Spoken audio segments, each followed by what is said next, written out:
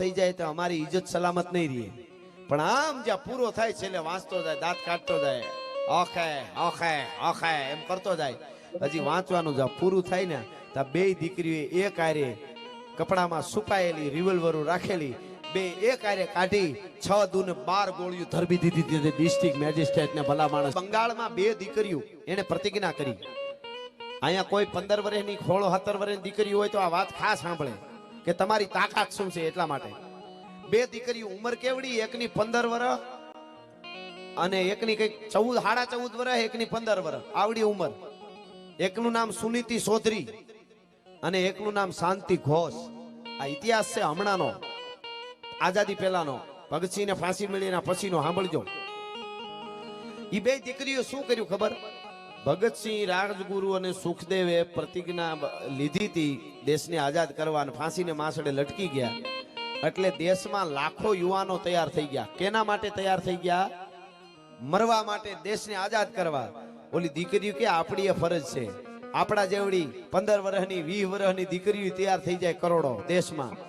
એના માટે આપણે ફાંસીને માચડે લટકી જવું છે. બે દીકરીઓ નક્કી કરે છે. સાંભળજો, એને શું કર્યું?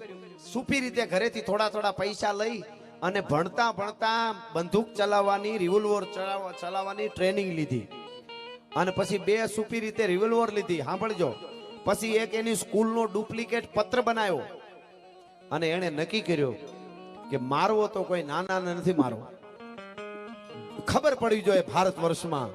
એમાં એક સ્ટીવન કરી અને ડિસ્ટ્રિક્ટ મેજિસ્ટ્રેટ આવેલો એ વખતે, અંગ્રેજ અધિકારી ટોપાવાળો. ટાણે ટાણે અડધો બકરો ખાઈ જાય, ટાણે ટાણે ભંભલા ભરીને દારૂ પીવે.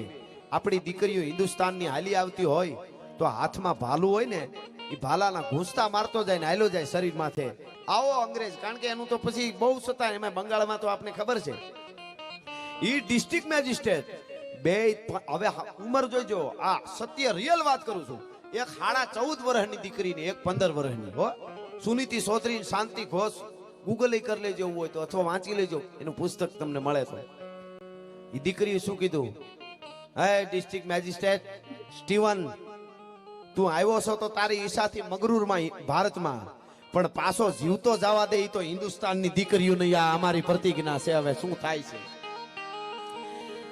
પોતાની સ્કૂલનો ડુપ્લિકેટ પત્ર બનાવ્યો. બે દીકરીઓએ ડુપ્લિકેટ પત્ર બનાવ્યો. કેવો પત્ર? કે અમારો વાર્ષિક ઉત્સવ છે સ્કૂલનો, એનું ઇન્વિટેશન દેવા બે દીકરીઓ જાય. ક્યાં જાય? સ્ટીવનના બંગલે. સિક્યુરિટી, એ અંગ્રેજ પોલીસ. હવે ન્યા કેમ જવાય? સેઠે કહી દીધું અમે પત્ર આપી દેશું, અંદર ન જવાય. નો નો, અંગ્રેજો કે. એટલે કીધું કે નહીં. રોવા માંડ્યું, હેઠિયું પડી જાય, પગે લાગે. અમને ત્યાં જોઈએ, અન્યા નહીં જાય તો અમને સ્કૂલમાંથી કાઢી મૂકશે. અમને કીધું રૂબરૂ દેવાનું છે સાહેબને. આવું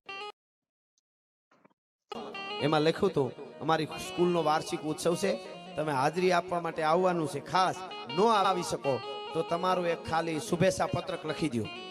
આવું હતું. હવે વાંચતો હતો ને સ્ટીવન, વાંચતા વાંચતા કાગળ કરતા દીકરીઓના શરીર ઉપર વધારે નજર હતી. પગથી માથે માથે પગ સુધી આમ જોવે. દીકરીઓને બેયને ખબર હતી કાગળ વાંચવાનો પૂરો થઈ જાય તો અમારી ઇજ્જત સલામત નહીં રહે. પણ આમ જ્યાં પૂરો થાય છે એટલે વાંચતો જાય, દાંત કાઢતો જાય, ઓખે ઓખે ઓખે એમ કરતો જાય. હજી વાંચવાનું જ્યાં પૂરું થાય ને ત્યાં બે દીકરીઓ એક આરે કપડામાં છુપાયેલી રિવોલ્વરો રાખેલી બે એક આરે કાઢી 6 દૂને 12 ગોળીઓ ધરબી દીધી ડિસ્ટ્રિક્ટ મેજિસ્ટ્રેટ ને ભલા માણસ સ્ટીવન ને. વાંચો, 12 ગોળીઓ ધરબી દીધી સાહેબ. ગાંડી તુર કાલકાઓ બની ગઈ જાણે. હો, ઘોરનાથ ભો ઘાટ થાટ ભાઈ અસુર થર થર રામની ચૂર જાટ રાટ. આને જ મહાકાળી કહેવાય, આને જ ચામુંડા કહેવાય. અને વાળ છૂટા કરીને આમ કૂદકા મારી નાચવા માંડ્યો. ત્યાં તો પોલીસ, અંગ્રેજ પોલીસે પકડી લીધું બેયને. પછી તો એના ઉપર જે વીતી છે મારે કેવું છે ઈ, આજે આપણે આઝાદ ફરી હગીએ છીએ ને આ બધાને ભૂલવા ન જોઈએ, મદમાં ન આવી જવાનો, આનંદ કરવો. બે દીકરીઓને કોયડા માર્યા. કેવી રીતે? કોક દી સજા વાંચજો અંગ્રેજોની. ઘો હોય ને, ઘો આપણે ચંદન ઘો કીએ, ઘોયરા ને ઘો હોય ને, એ ઘોના ચામડાના કોયડા આવા, ચામડાના બનાવેલા. ઈ કોયડો એવો હોય, ઉઘાડું દિલ કરીને કોઈને મારો ને માણસને, એટલે આમ આટો વાટે ને આખો, ઈ પાછો આમ ઉખડે ને એટલે ઉપલી આસી ચામડી લેતો આવે. આટલું ખતરનાક હોય.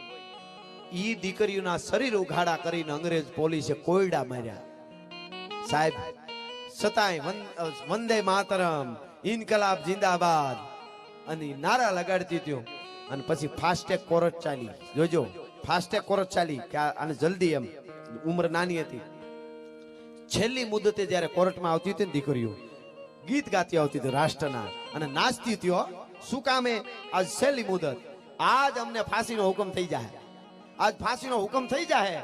એટલે હમણાં અમને ફાંસી લટકી જાવ ને તો અમારા જેવી હિન્દુસ્તાનની કરોડો દીકરીઓ મસાલો લઈ નીકળી પડશે.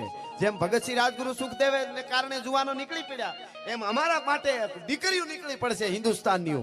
અને એ કોર્ટમાં છેલ્લે જજે ફેંસલો આપ્યો, બે દીકરીઓની ઉંમર નાની હોવાથી એને કાળા પાણીની સજા આપવામાં આવે છે, ફાંસી નહીં. બે બચ ભરીને ખૂબ રોયું, ઢગલો થઈ ગયો, અમને ફાંસી આપી દો, અમને ફાંસી આપી દો. ફાંસી ન મળી મિત્રો. કાળા પાણીની સજા, અત્યારે હું નથી કહેતો, વધારે સમય નથી, કોક દી વાંચો ખબર પડે આઝાદી કેમ મળી, શું એને ભોગવ્યા છે દુઃખ. બે દીકરીઓ ન્યા ગઈ કાળા પાણીની સજા ભોગવવા માટે અંડમાન નિકોબાર.